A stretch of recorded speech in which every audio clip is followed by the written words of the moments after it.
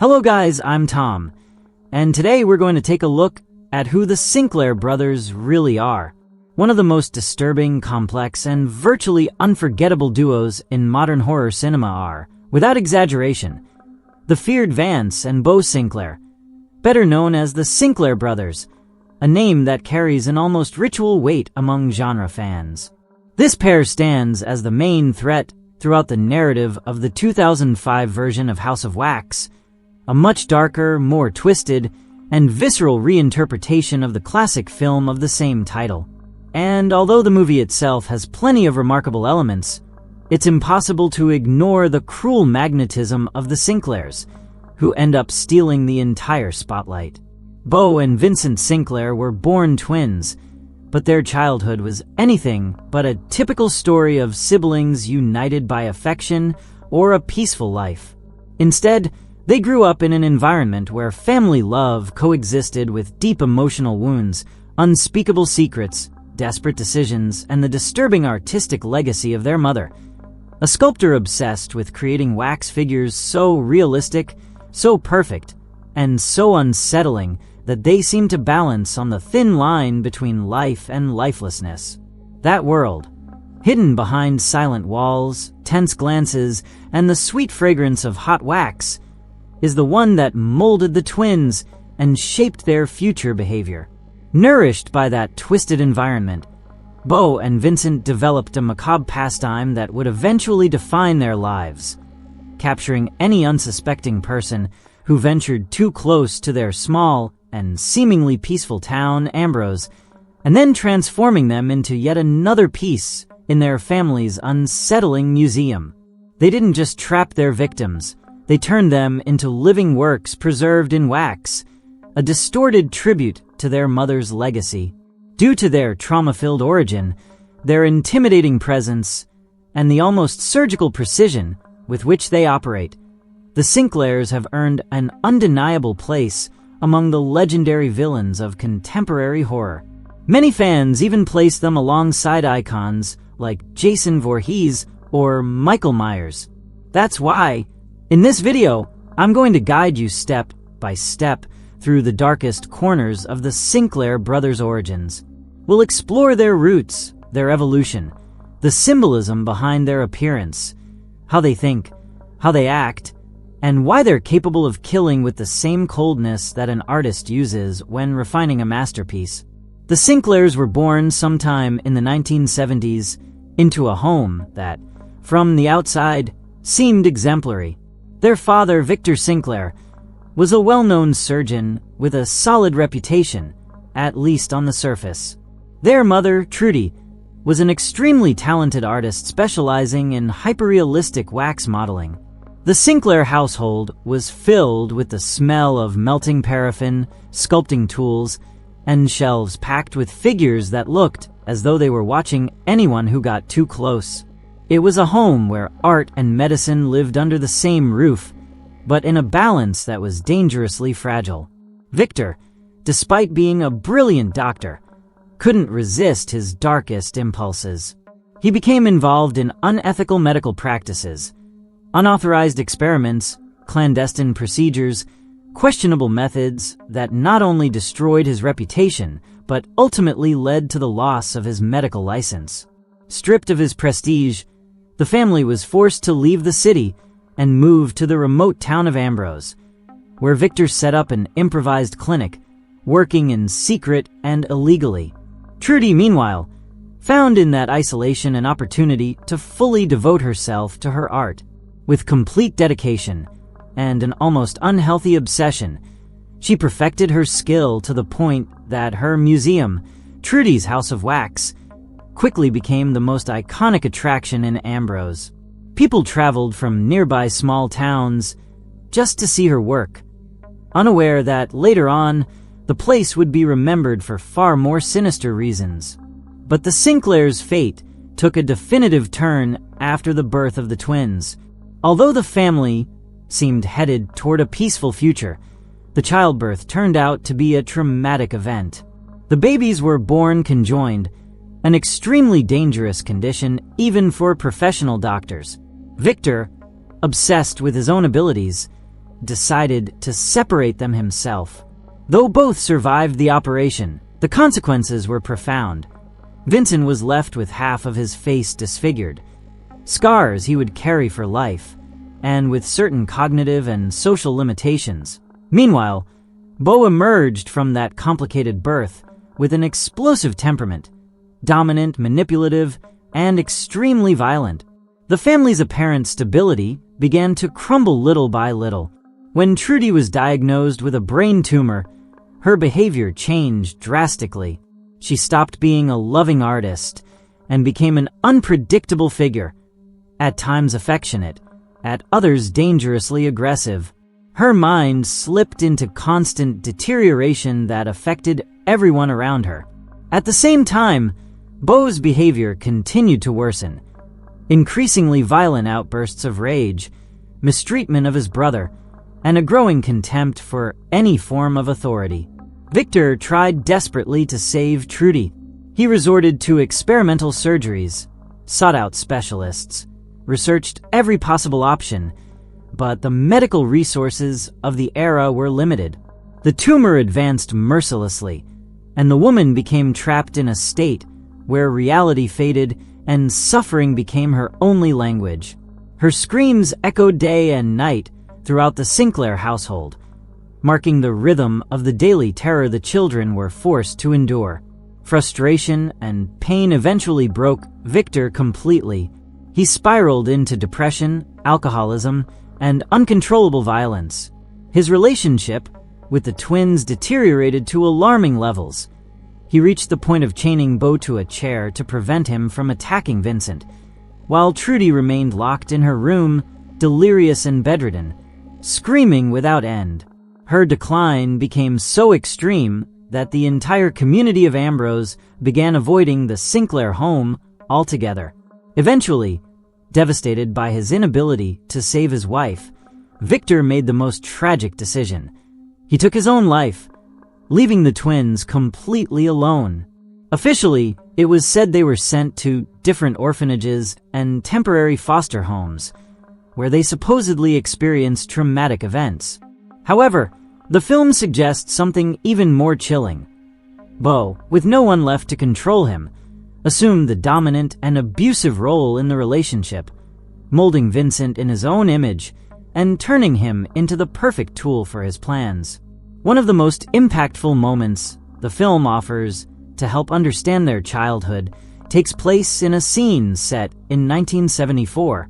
Trudy is absorbed in her work, modeling a wax figure with absolute focus, while little Vincent eats breakfast in silence. The apparent calm is shattered when Victor storms into the kitchen, carrying a completely out-of-control Bo, screaming, kicking, and trying to bite anyone who gets near him. In a desperate attempt to restrain him, Victor leads him to a chair to tie him down, but Bo kicks the table so hard that one of Trudy's sculptures falls to the floor and shatters. Trudy's reaction is brutal. She loses control, screams, hits, unleashes a fury that makes it clear that their home had been doomed long before its final collapse. As time goes by, it's revealed that the small and forgotten town of Ambrose ended up becoming a hollow shell, a sort of memory suspended in time, after its enormous sugar factory, the only real source of employment and the economic heart of the entire area, closed its doors forever. Within just a few months, the community that was once full of families, routines, and everyday noise vanished as if it had been swallowed by the earth. Houses were abandoned, shops shut down overnight, and the streets filled with an unsettling silence that seemed to watch anyone who dared to enter.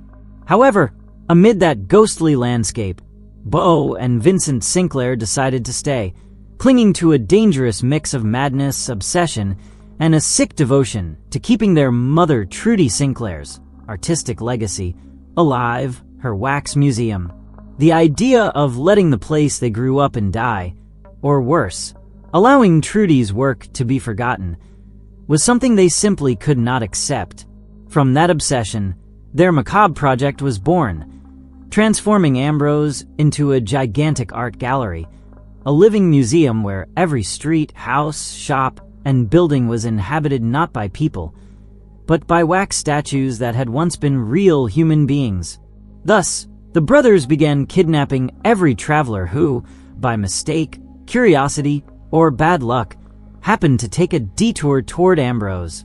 They captured them, immobilized them, and then turned them into perfectly preserved wax statues, placing them strategically throughout the town, as if they were part of a permanent stage set. Ambrose became an enormous, silent, monstrous work of art, with each statue frozen in an eternal moment of terror. The story follows a group of 6 young people: Carly, her twin brother Nick, Carly's boyfriend Wade, her best friend Paige, Paige's partner Blake, and Dalton, Nick's best friend.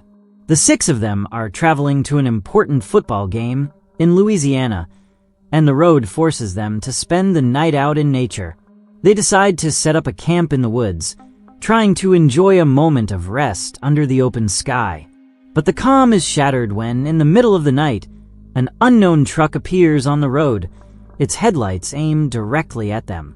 The vehicle stays there, motionless and silent, watching them like a lurking animal. Nobody gets out, nobody speaks, nobody moves at all.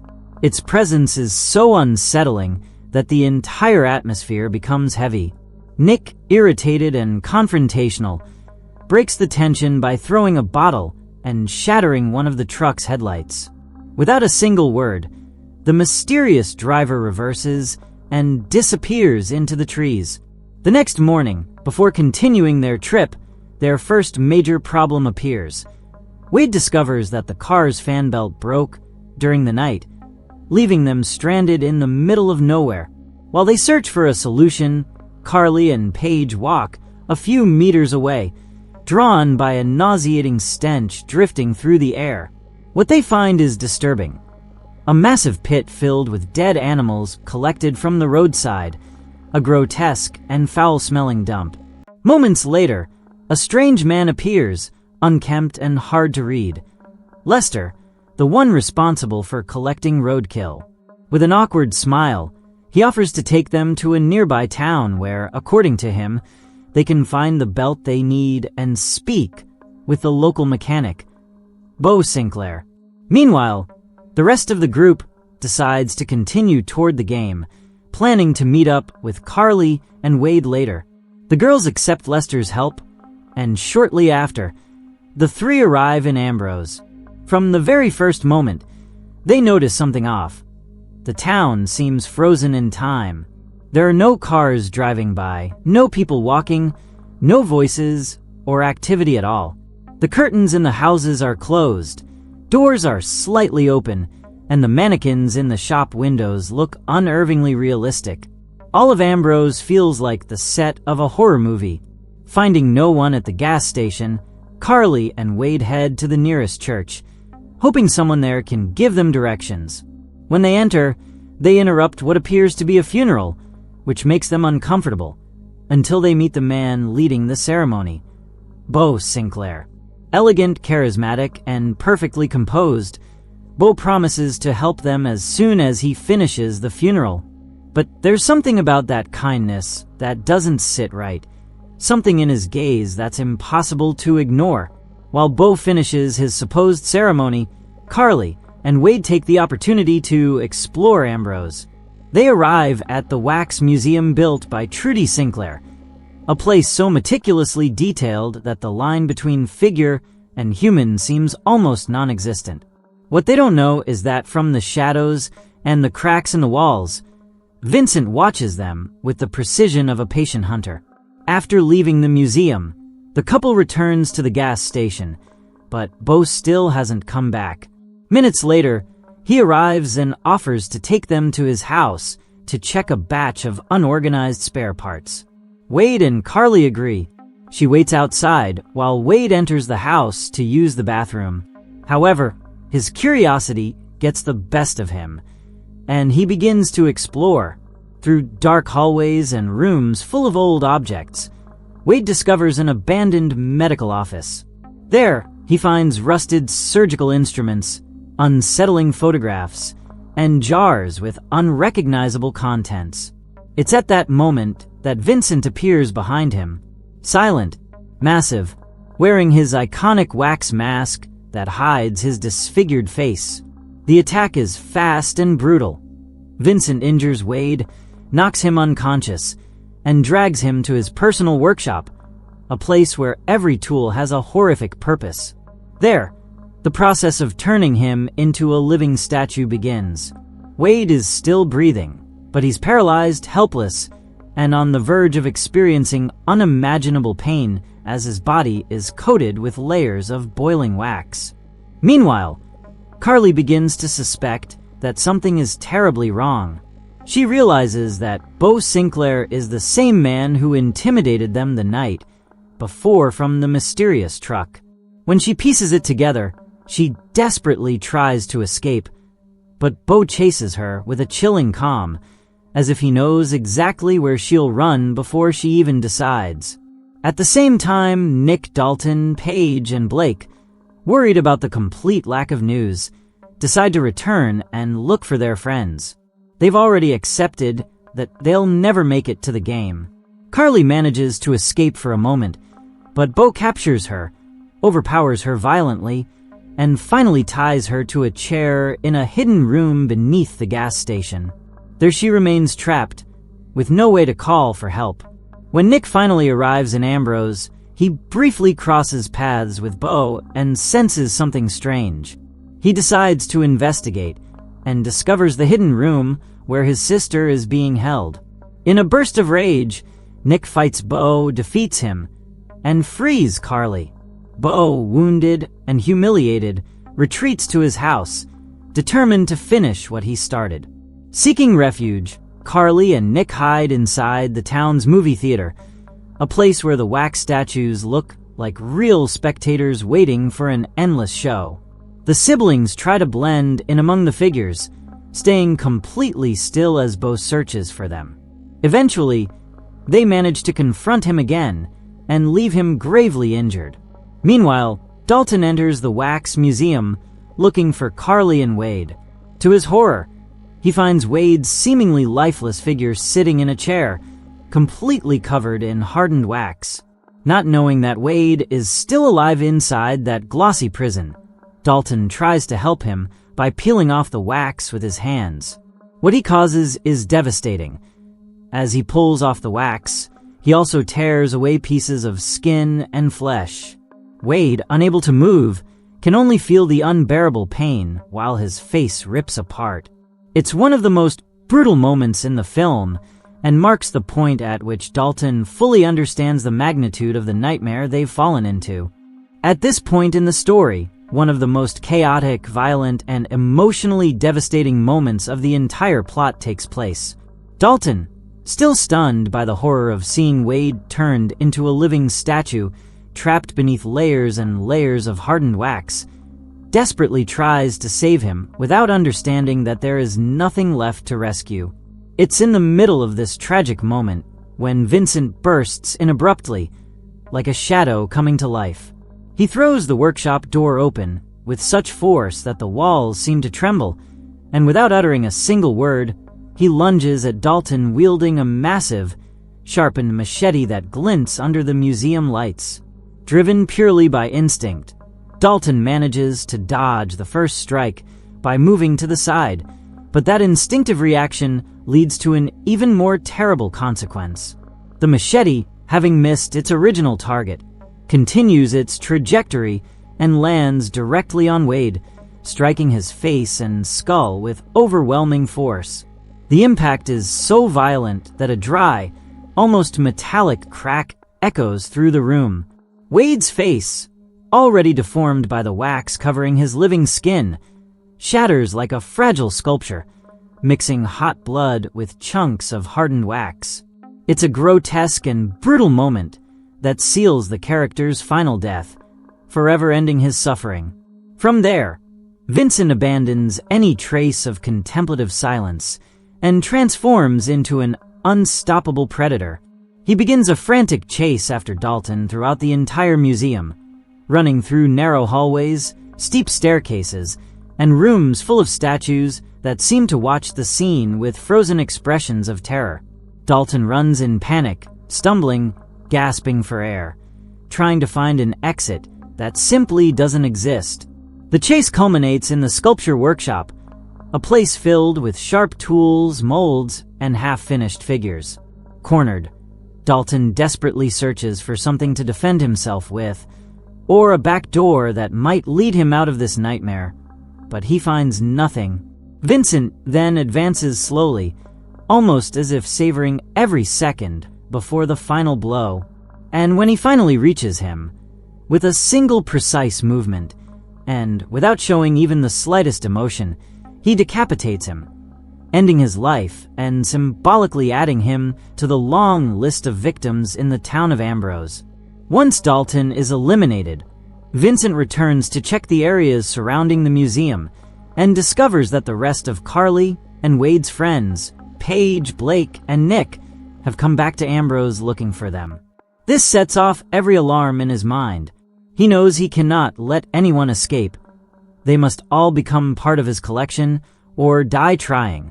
With that determination carved into his mind, Vincent leaves the museum and heads straight to the campsite where they had spent the night. There, he finds Blake completely alone.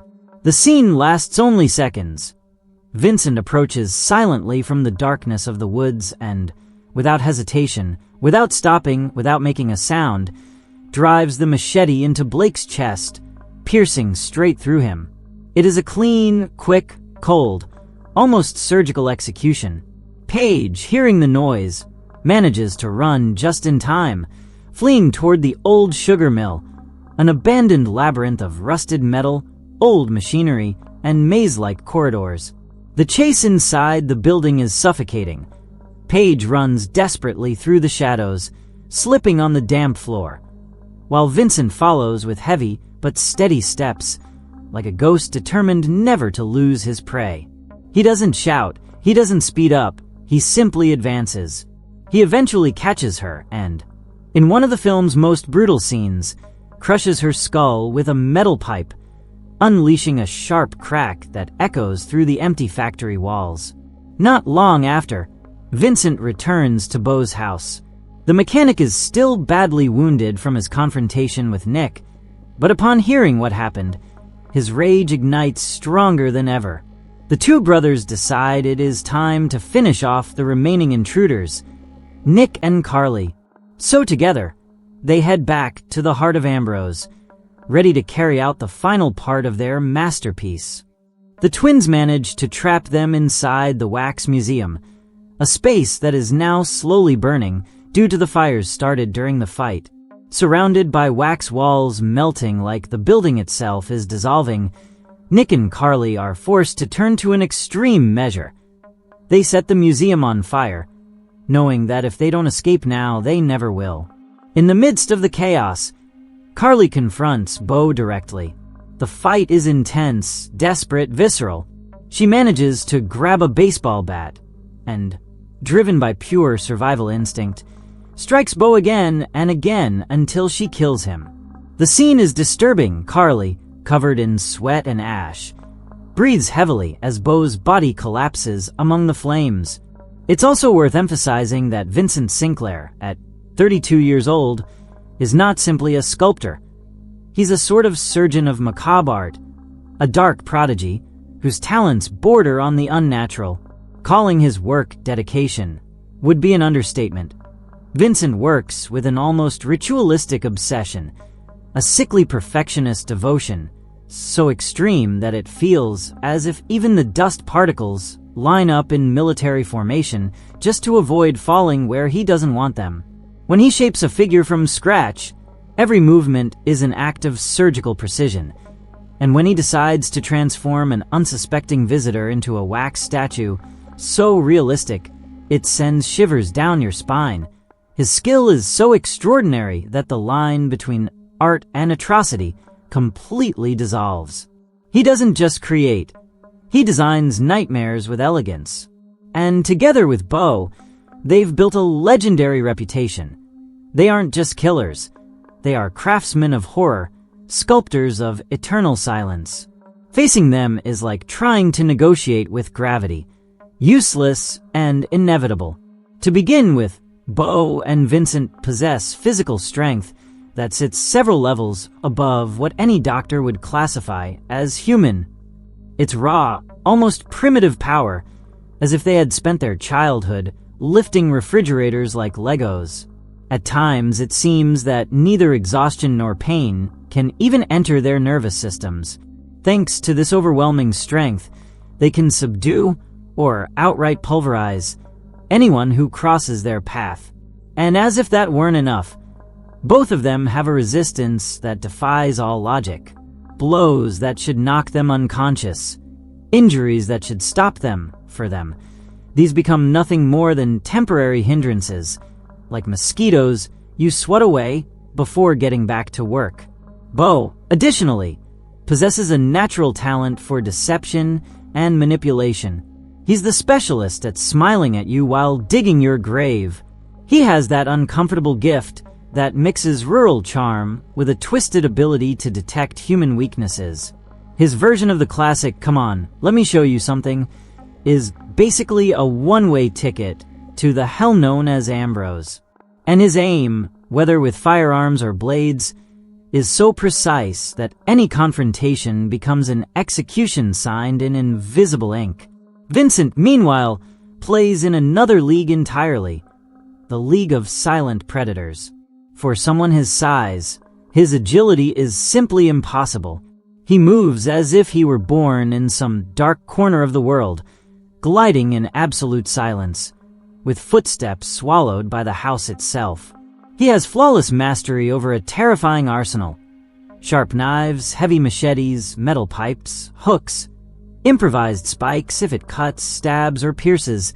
He knows how to use it better than a surgeon wields a scalpel. And the most frightening part is that he never attacks out of impulse. Vincent calculates, studies, analyzes angles, timing, escape routes. He waits for the exact second. His victim is too terrified to react. That is his moment, and he takes it without mercy. His ability to move undetected makes him a tangible ghost, a predator that appears only when it is already too late.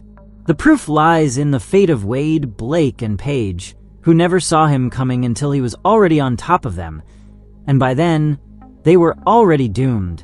But here comes the crucial reminder. Despite how monstrous their actions are, Bo and Vincent are still human. They are not immortal demons, nor cursed creatures, nor supernatural experiments. They are men.